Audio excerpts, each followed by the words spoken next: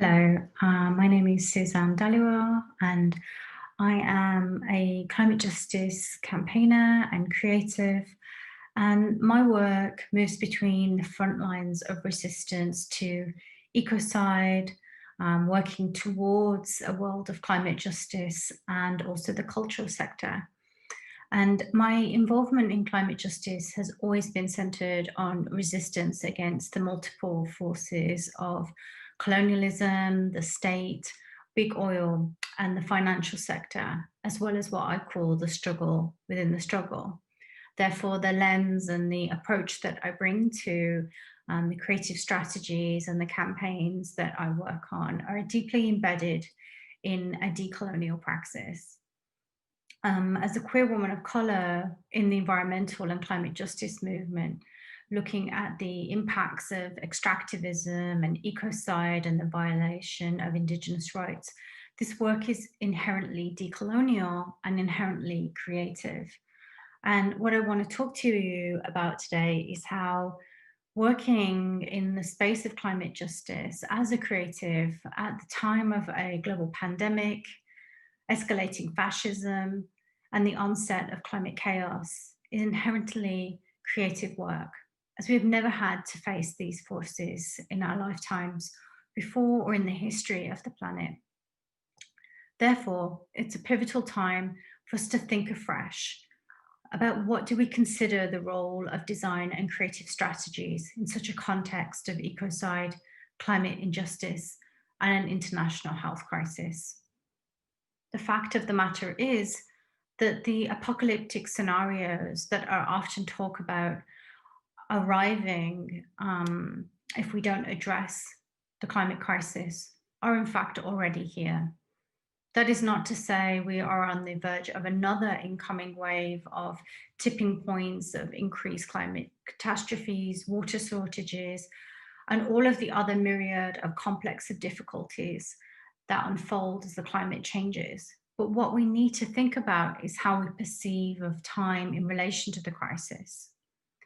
Many of the scenarios that people fear of a climate apocalypse are already taking place, particularly on the lands which hold key resources, such as fossil fuels and especially heavy fuels, such as fracked gas and tar sands. So just to explain a little bit more about what we see here in this picture, this is the, once was pristine boreal forest. Underneath there is this, what the industry is trying to get their hands on, which is bitumen. So bitumen is heavy oil. It needs to be refined 3 to 5 times with fresh water. It requires huge amounts of gas in order to be transported before it's refined again. So, we hit peak oil in around 2009, and instead of making the transition to renewable energies, the oil industry has been, relying instead on fracked gas and tar sands in order to continue to keep us on fossil fuels. So, what was once one of the most vital carbon sinks on the planet, the boreal forest, is now this essentially a wasteland. And we refer to it as ecocide because it literally is like there is a war on the land happening here. In fact, when you walk through here, you can hear cannons that fire off every minute in order to keep birds and wildlife from landing here.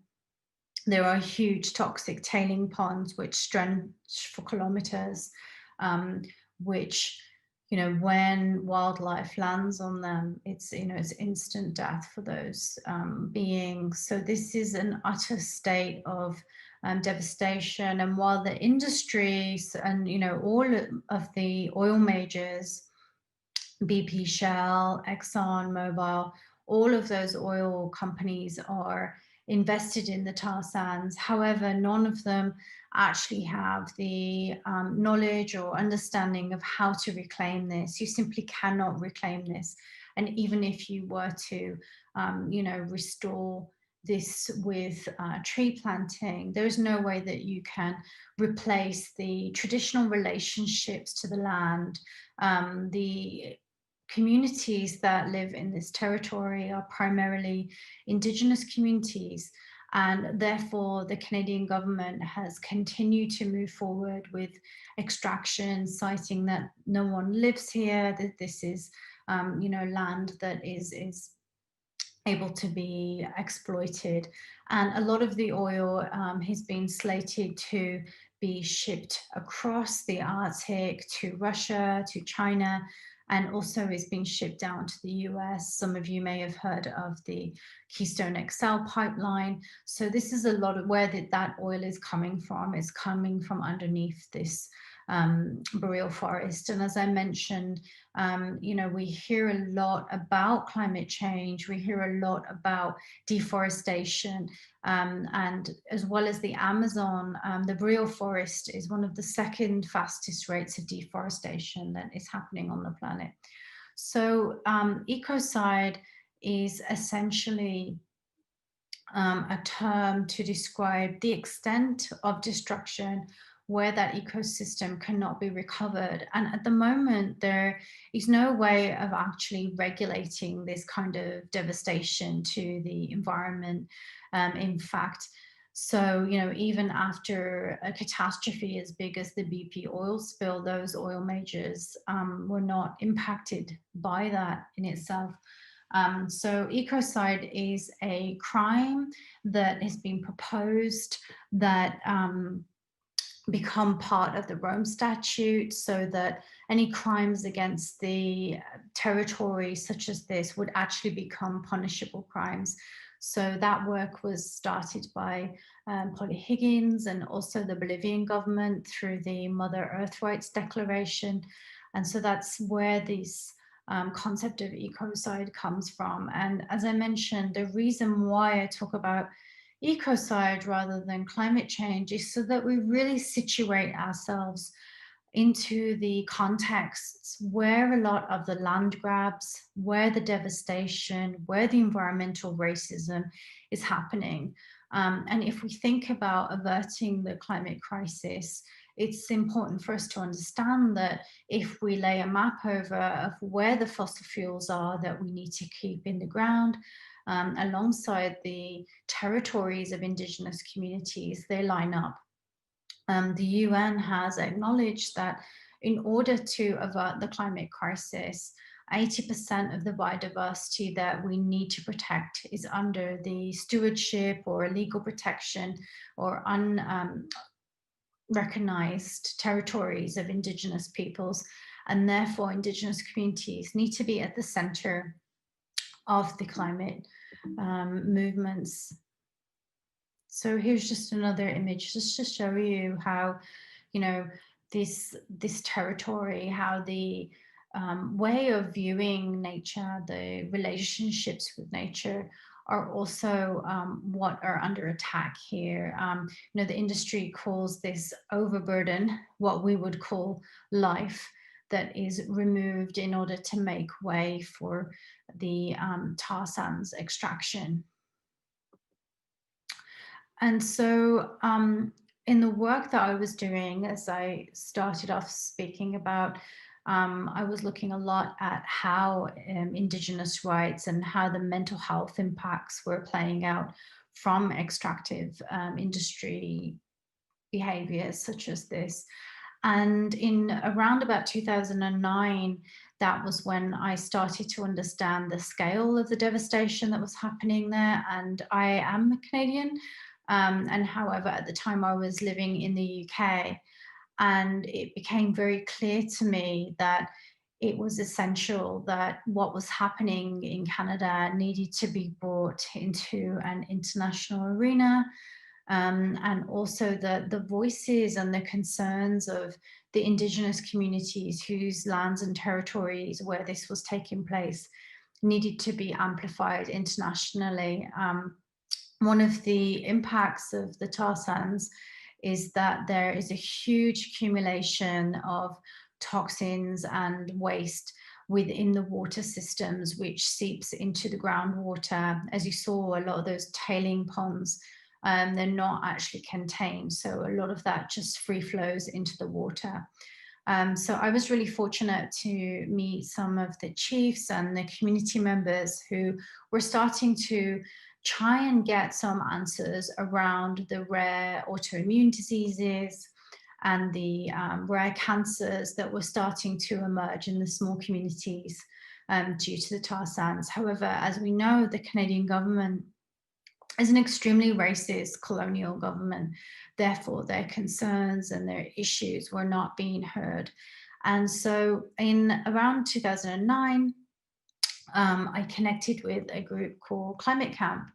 And what we decided to do was to bring the message about what was happening in Canada to Canada House in the UK, because a lot of the treaties that were signed with the Crown between the Canadian state were signed in London. And so as a British national, I think, there was a sense of responsibility to intervene there in allyship to bring to attention what was happening in the Commonwealth. So we designed this logo with the chief, and I just want to talk a little bit here about this logo. It was really to sort of, bring some brand damage to the Canadian nation state. Canada tries to promote its oil as ethical oil. It tries to say that because Canada has, tolerance for gay rights, has the decriminalization of marijuana, that somehow this oil is ethical in comparison to Middle Eastern oil. So a big part of the campaign was to really try and tarnish that reputation that Canada had. And so that's why we put this drippy oil onto the flag. And the center of the maple leaf was initially also a black drop. And when the chief saw that, Chief George Poitras saw that we were the original designs, he said that needs to be a red blood drop in the center, because this is blood oil. And so we, changed the design. We were painting this as a banner in the middle of the night. And so we changed the design to reflect the fact that, yes, this oil, while it has ecological consequences, center to that has to be telling the story of the communities, of the impacts on the health and the lives of those people who live in that space. So that's just a little bit about, core to the principles of how the UK Tar Sands Network, which is the solidarity organization that we set up to respond to what is happening in the tar sands.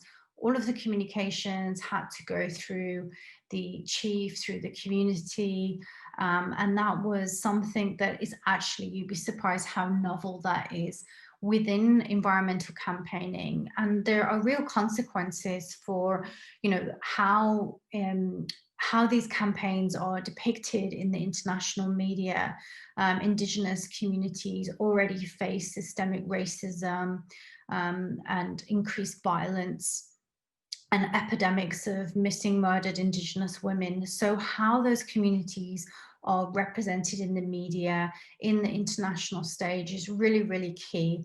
And so we had very strict, and we do have very strict principles around consultation, around the way that our press honors that autonomy and collaboration with those communities. So, if we're asking for oil companies, for communities, for states, nation states to engage with Indigenous communities with consultation, then we have to follow that through with our design principles and how we do that. And the bottom image there is, an action that we did outside of Canada House. This was back in 2010, and you see a lot of this imagery now used by organizations like XR, different activism organizations. But we literally had to go every month to try and really, really send a clear message to the Canadian government. And the Canadian government, for some reason, really cares about what the British press and what the Guardian thinks. So once we realized that we were able to increase the leveraging power of the communities in Canada to support them to get the health tests that they needed, we realized that we had to continue to do this campaigning. This is, as well as the campaigning and the protesting that was happening in London, I think it's really important to understand that a lot of the communities that have been resisting ecocide and extraction on their territories have been doing this for 500 years. And so those forms of activism and the cultures of organizing don't always necessarily look like the previous image with, banners and the black drippy oil. And so for me, a really big part of understanding the cultures of resistance that the communities had was to actually go and visit the territories. I know that's a lot harder for us to do during Corona times, but I think it's really important to smell and to see and to understand that devastation that we're talking about in campaigns or in the communications that we do. I think it also is part of developing those long life solidarity relationships.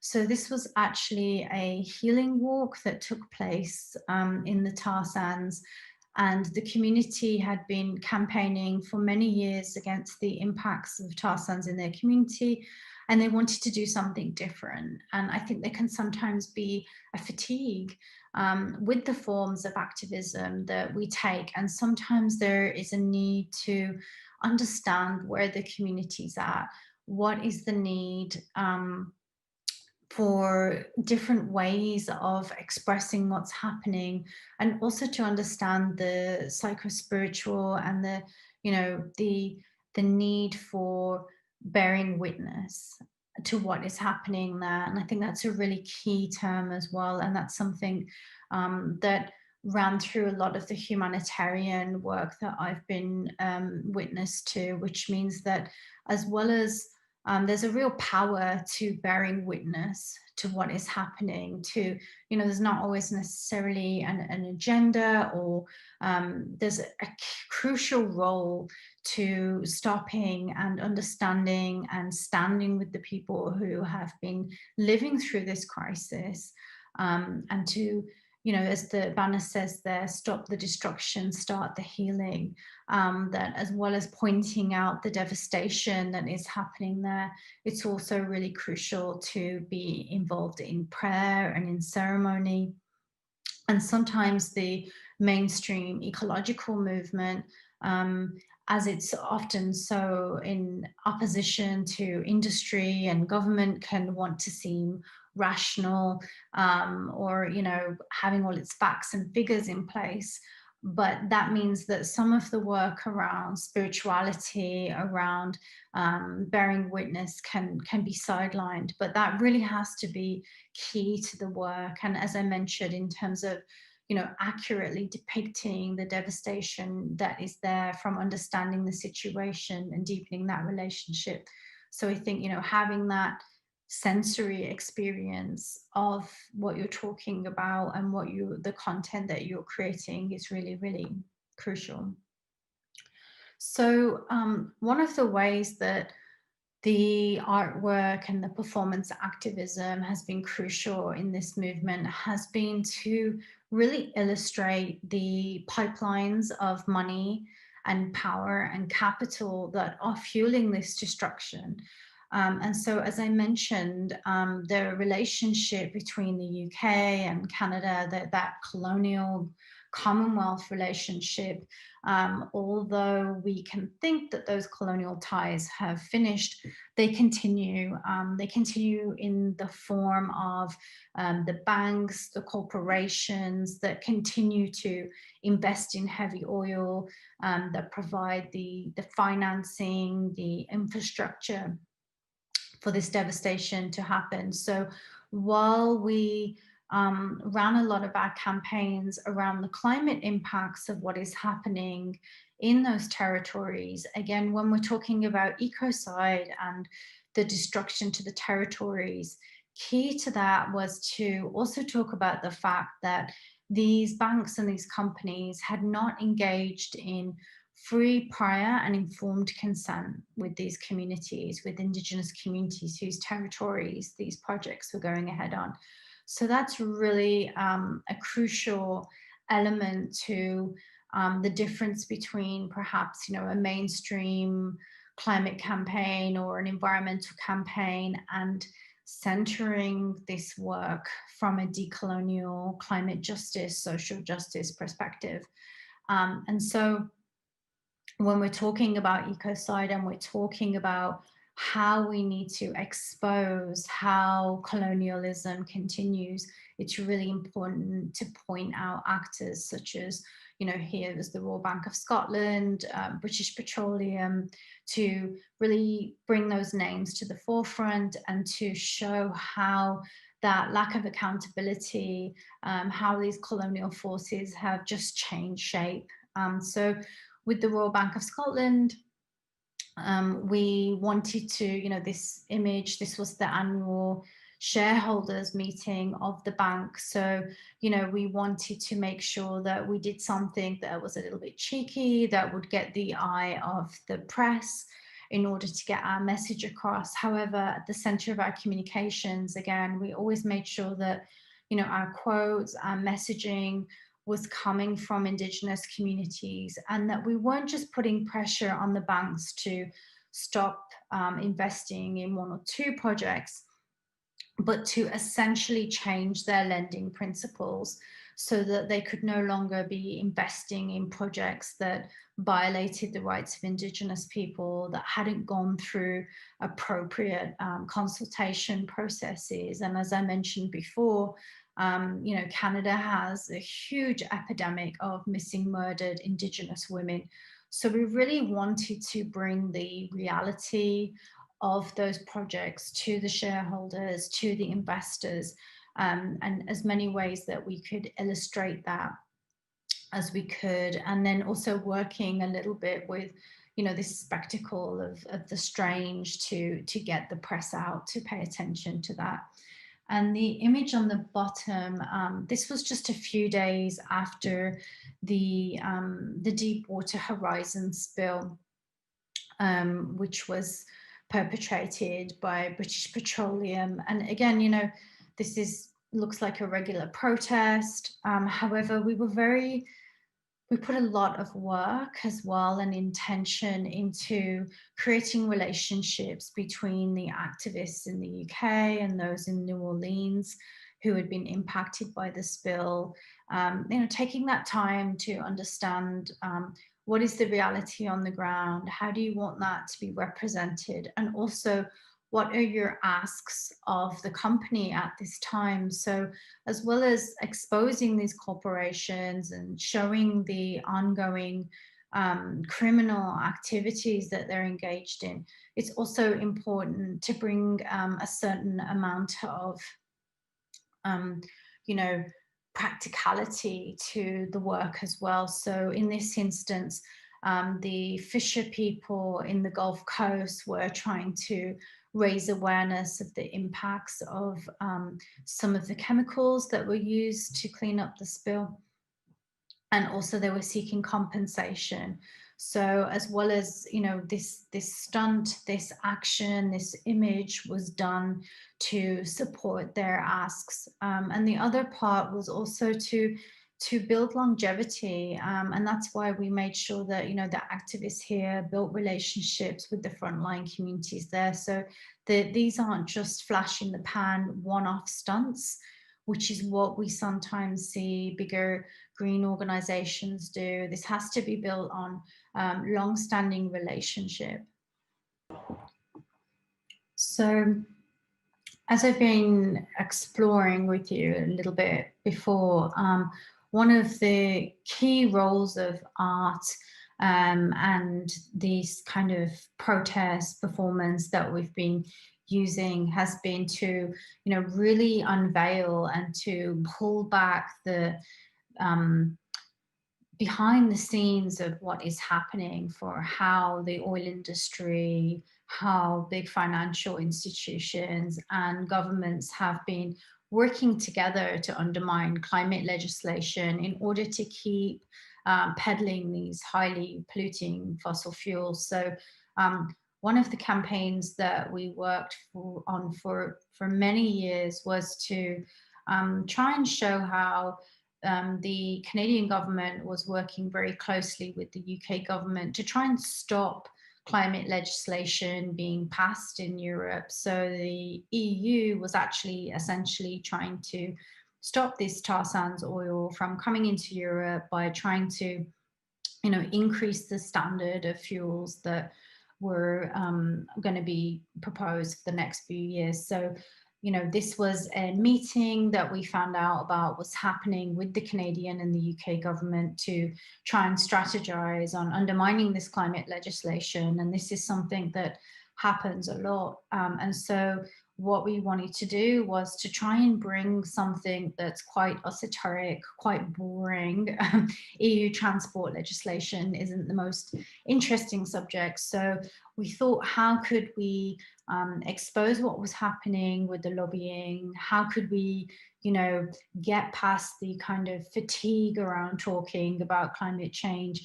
And also for ourselves, how could we do something a little bit different? So for this intervention, we worked with a felt artist, Lucy Sparrow. She's an incredible artist and she makes all kinds of installations out of felt. And so we created this scene which had a refinery and different animals and glitter, and we laid it out outside of Canada House in London at the morning when this meeting was happening. And it really was the reason we did it this way was to try and bring a new audience to the situation as well. Working with Lucy and an established artist, it was breaking out of some of the activist spaces that we were in.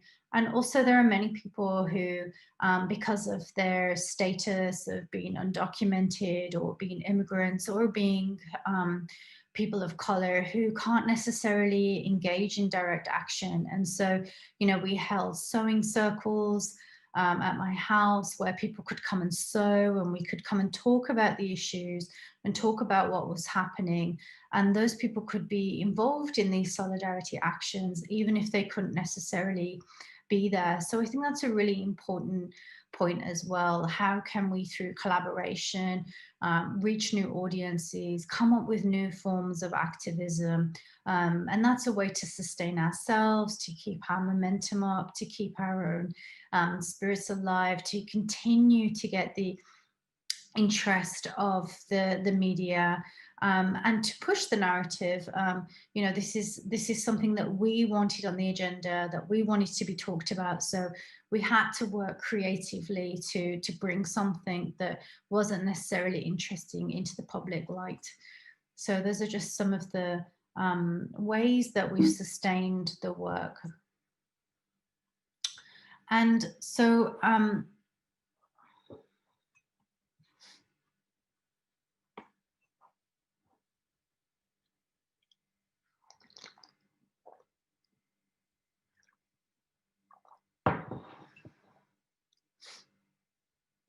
So as well as the institutions of big oil and finance and the colonial government being involved in these extractive industries, and the work that we've done, we've also looked at the role of the cultural sector in propping up these institutions. So within the UK, a lot of the big galleries such as the Tate Britain, Tate Modern, are often, littered with the BP and Shell logo. Many of those cultural institutions give these oil companies the social license to operate. So while the amount of money that they give to these galleries and institutions is quite minimal, considering the size of their income and also what other sponsors give, what it gives is it gives BP and it gives Shell the semblance of being a socially responsible organization, and it allows them to greenwash their behaviors. So, this logo that BP created here, this green Helios, was an effort to try and, show the company as being beyond petroleum, as being a green energy company, when we know that, that is far from the truth. And so this was an action that happened outside the BP.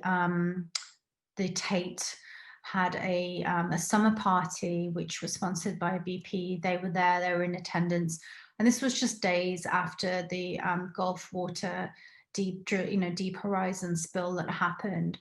And so we just thought it was unconscionable that they could have a summer party, that the Tate could be giving BP a space to try and clean up their reputation. And so this action took place with a group called Art Not Oil and Liberate Tate, who have had a sustained campaign to try and bring attention to, the fact that we need to remove this sponsorship. I think the Tate has actually moved away from its relationship with BP at this point, but that's an ongoing conversation around decolonizing these cultural institutions, as well as the theft of many of the objects that are inside those galleries. There's also this relationship to these oil majors and corporations that allows for the ongoing land theft, for the devastation to territories. So that's a real question as we move forward. Who will we work with and collaborate with, and what is the role of the art gallery in an era where they are culpable for allowing sponsorship to not only let them turn a blind eye on what is happening, but giving them an arena to clean up their reputation.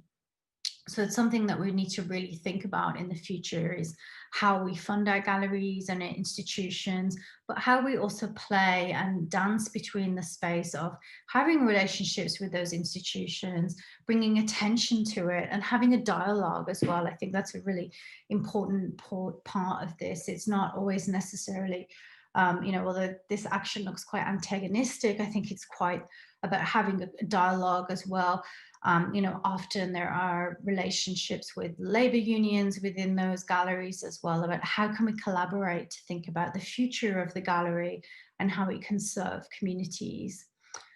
And so, as I mentioned, there can be a fatigue around the kinds of climate communications that we see. And I think it's really important that we question the forms and the way activism takes place. I think for me, often within activism spaces, there's often this perception that, we just have a banner and there's drums and there's these very fixed forms that we get stuck in. And so for me, I think it's really important that and I think one of the key ways to do this, that we expand that, is through collaboration. So this action was a set of hats that were commissioned for Kate Middleton when she made one of her first visits to Canada, to bring attention to the impacts of the devastation to wildlife caused by the tar sands. So these ran in Grazia magazine as a banner ad. This was before Instagram. And we, try to really sort of play with the strange. And also, it was slightly less antagonistic, playing with the idea of gifting her something, bringing attention to an ecological crisis in an audience such as a women's fashion magazine as well. So I think that's something really important to constantly be expanding what we think of as protest, as intervention, and also the audience that we're trying to engage as well. And also how can, again, this idea of the strange, how can we don't always necessarily have to be literal. How can we sort of allude to situations, bring situations into question, rather than, always bringing the full answers to our audience as well. This is a question about the role of the monarchy, and the ecological crisis.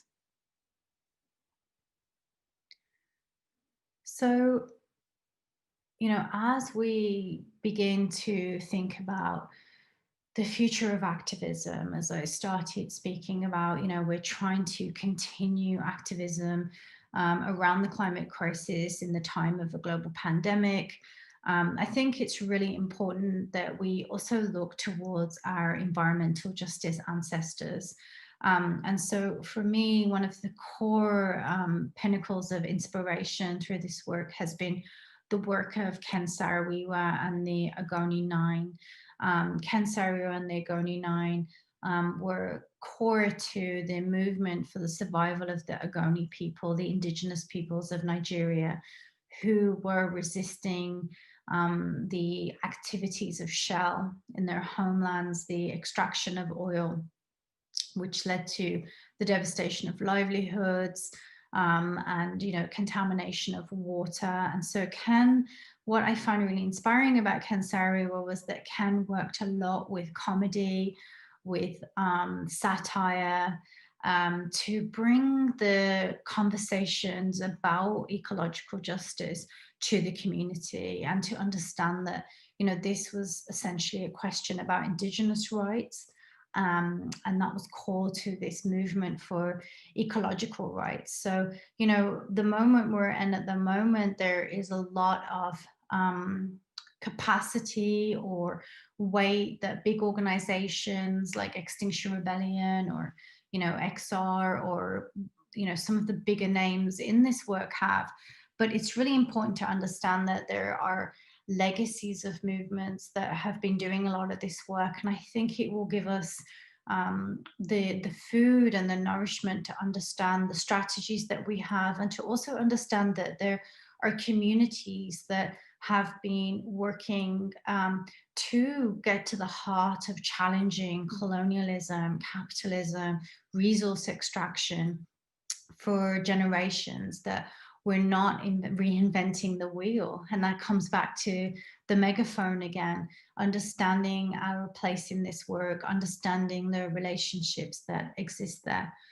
So this was a project that I worked on with Platform and the British Nigerian sculptor Sakari Douglas Camp around the 20th year anniversary of the execution of Ken Saro-Wiwa. Shell Oil were complicit in the murder of Ken Saro-Wiwa and the Ogoni Nine, and that is, just to show just how powerful the culture makers of movements are.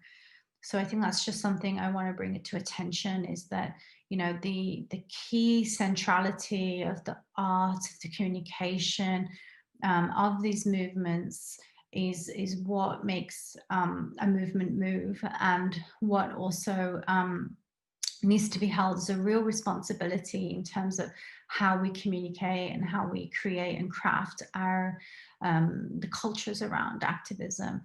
And so just to reference this work here, Sakari actually built a life-size bus which had the names of the Ogoni Nine and Ken Saro-Wiwa on them. And it says, "I accuse the oil companies of genocide against the Ogoni." And this bus moved around the UK to raise awareness about what happened in Nigeria, to increase awareness about the complicity of Shell in this.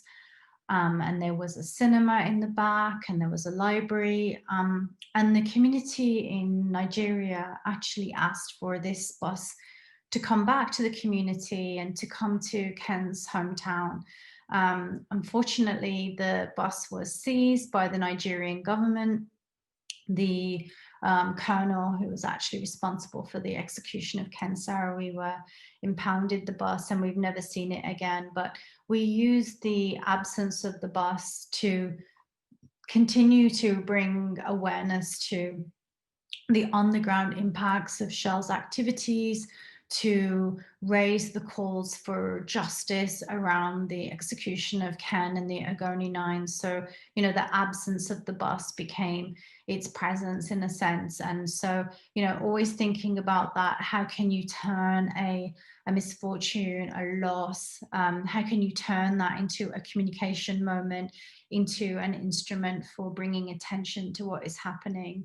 So yeah, we never actually saw the bus again, but, you know, continuing to, you know, talk about Ken Saro-Wiwa.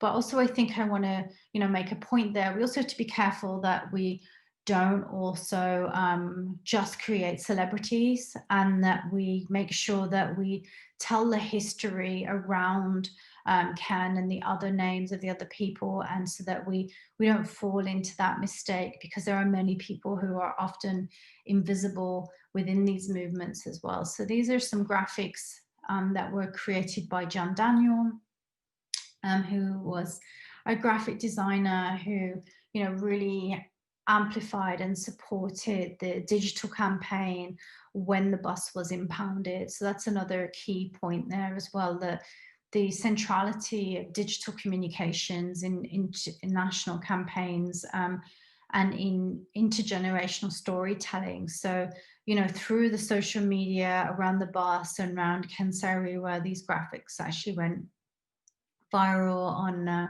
the Nigerian hip hop radio stations, on Twitter. So, you know, suddenly a new generation of people heard about the bus, they heard about Ken Saro-Wiwa, and it kept those teachings around ecological justice and lives. So, you know, constantly thinking about how we can share stories, change the form of the stories, and bring them to a new audience. And so, you know, through that, we try and find as many ways as we can to continue to push for accountability from corporations such as Shell. This was a pop-up photo exhibition that we had outside the Shell headquarters at one of their annual general meetings.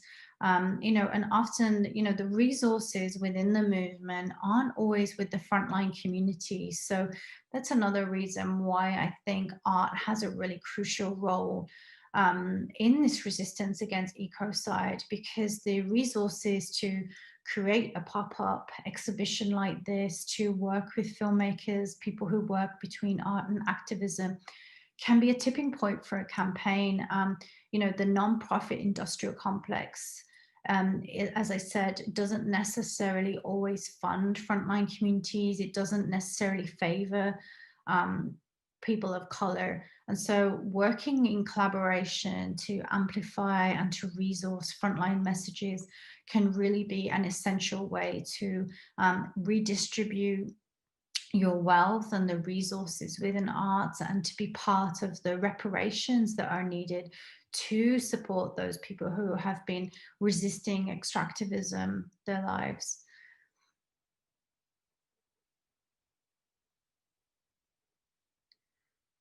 So as we continue to move forward with the you know, resisting the climate catastrophes that are happening, I think key to decolonizing is understanding that, you know, some of the communications that we make is towards the media, is towards the mainstream media. However, just as important is also to communicate to our own audiences. So that's thinking about, you know, for this instance, with the Indigenous Environmental Network, I work really closely with them to do communications, especially around climate negotiations. So we set up an Indigenous Rising media channel, and the goal of that was to communicate to Indigenous communities what was happening at the climate talks, what was on the table, and to also communicate from the front lines to those in Paris what was happening there. So I think that's another key part of this as well, is understanding that sometimes the media and the communications, it's not always to an external audience. There's also a need for communication between our communities to the front lines as well. So that's just thinking about how you can position yourself as an ally, and how you can bring your skills around media making, digital production, to those communities and to those struggles as well. So always checking in and understanding what's needed, and how decolonial media sometimes decenters whiteness and is about also communicating to our communities, increasing our own climate literacy as well.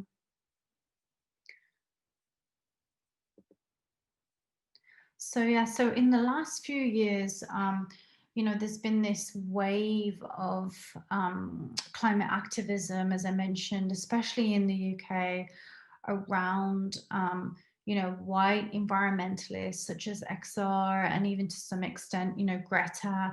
And what's happened is there's been a real white supremacy in terms of how climate communications happen. So it's become a lot more difficult to get our messages out. A lot of the infrastructure, a lot of the groundwork that has been made by communities of color has been appropriated and taken by these brands.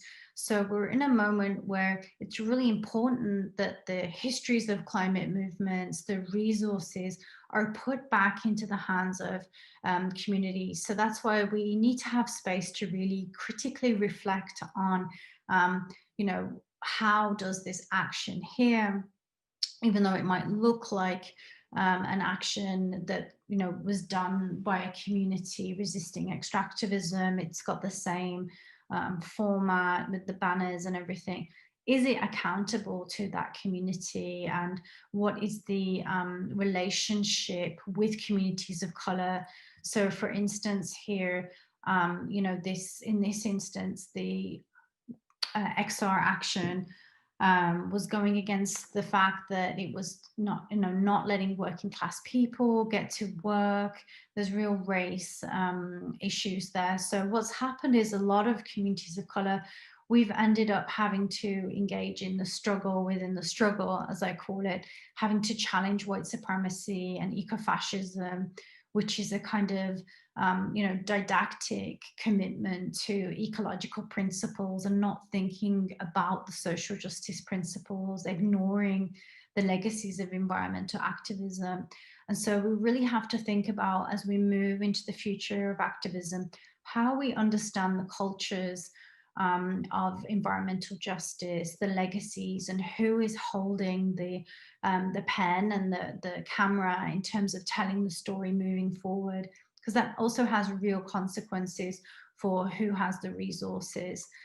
So in this instance, this brand XR, which is a brand, it's really taken away a lot of the power and the ability for communities of color to be able to access The Guardian, to tell their stories. So we're really in a moment where we need allyship and a rethinking of what our cultures of climate activism look like moving forward. So for me, art and the space of philosophical reflection on climate activism has really been crucial to look at what is the power and the privilege that we hold. How does the forms of activism that we engage in reflect those power relationships? And how can we have loving and honest and critical reflection on how the forms of activism that we are using can act as bridges, or to bring more people into the space or to exclude them.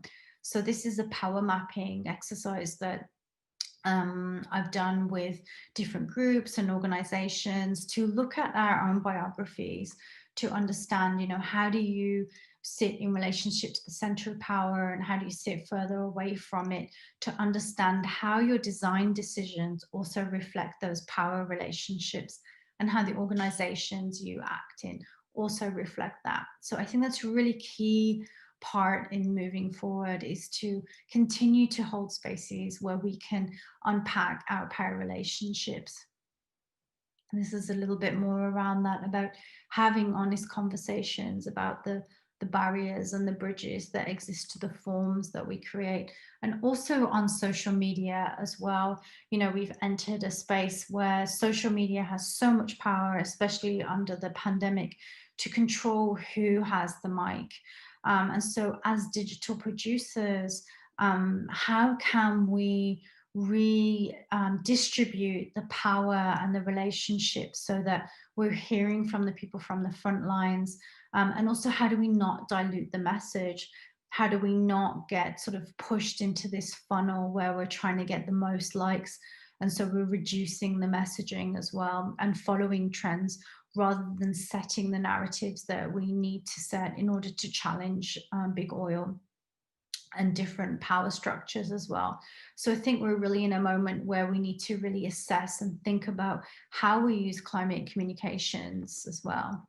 So this is, some of the work that I've been doing around climate reframe has been to think about, the voices and who gets chosen to speak for the climate movement, and bearing in mind that people of color are also not homogenous. So, the impacts of climate change on Indigenous people is completely different from that of the Black experience and people of color as well.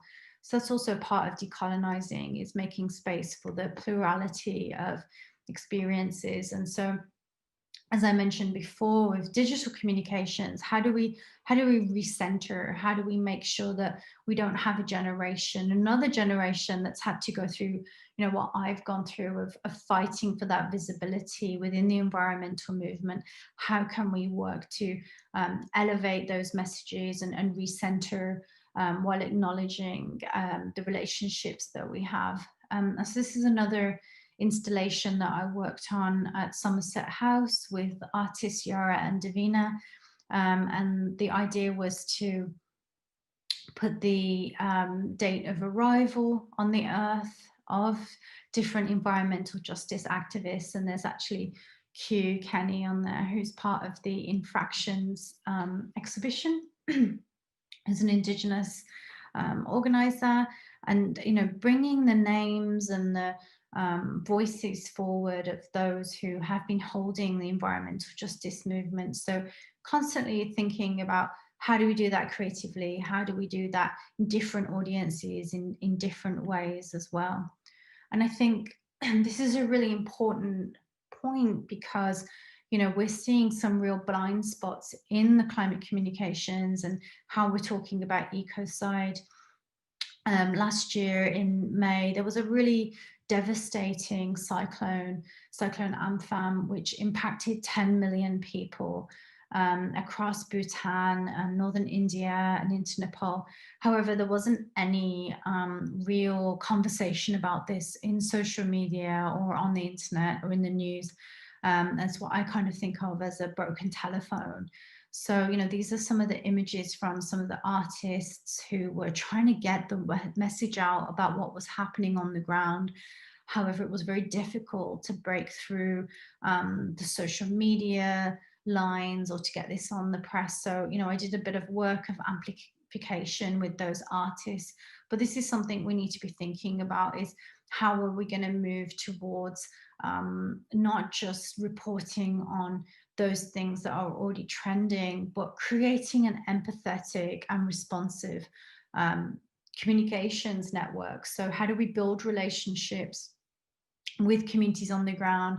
How do we shift our climate literacy so that we understand that, the impacts of climate change are already happening now? They're not in some abstract future. People are already facing the humanitarian consequences of these climate catastrophes, and the need for communications to break through the noise, to get aid and care to communities is essential, and it will be moving forward. So there's a great deal of responsibility, of relationship, of potential and collaboration through working at that interface of art and activism, so that we can find new forms of activism, new forms that are fitting for a world that has been completely changed by this pandemic, to find ways where we can continue to engage in activism where we cannot physically be together at times, and to also have critical reflection on how we're using our social media, who is getting platform, and how we can work with allyship to elevate the voices of those who have already been, working against colonialism to try and make our way to the future. Thank you.